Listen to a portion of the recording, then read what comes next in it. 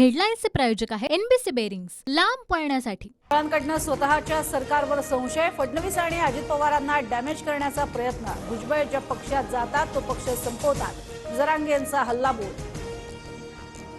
16 नोव्हेंबरलाच मंत्रिपदाचा राजीनामा. लाथ मारण्याची गरज नाही. शिंदे गटाच्या आमदारांना भुजबळांचं उत्तर. तर भुजबळांचा राजीनामा अद्याप स्वीकारला नाही. फडणवीसांची माहिती. राजीनामा द्या किंवा डोक्यावर घेऊन फिरा, पण मराठ्यांच्या विरोधात बोलाल तर सोडणार नाही. जरांगेंचा भुजबळांना इशारा. राजीनामा देणं छगन भुजबळांचं नाटक. भुजबळांच्या तोंडून फडणवीस बोलतात. मुख्यमंत्र्यांविरोधात भूमिका घेतल्यानं भुजबळांची हकालपट्टी करावी. संजय राऊतांचा हल्लाबोल.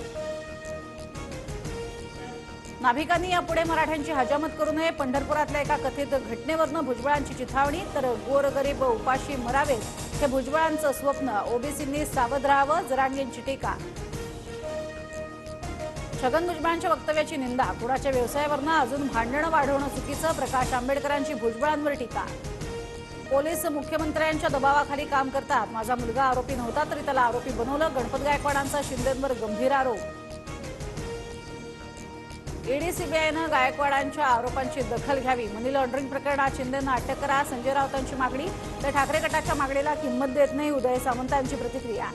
जितेंद्र आव्हाडांच्या घरी बॉम्ब ठेवल्याचा ठाणे नगर पोलीस कंट्रोल रूमला निनावी फोन. पोलिसांकडून आव्हाडांच्या घराची तपासणी. अज्ञाताविरोधात गुन्हा दाखल. श्रीकांत शिंदेच्या वाढदिवसानिमित्त ठाण्याच्या ज्युपिटर रुग्णालयात मेडिकल कॅम्प. मुख्यमंत्री आणि श्रीकांत शिंदे कॅम्पला जाणार. शिंदे महेश गायकवाडांची भेट घेण्याची शक्यता.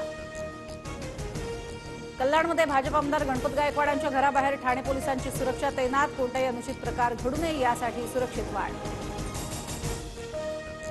उद्धव ठाकरेंची आज कुडाळ, सावंतवाडी आणि कणकवलीत सभा. सिंधुदुर्ग किल्ल्याला भेट देणार. ठाकरे आंगणेवाडीत भराडी देवीचंही दर्शन घेणार.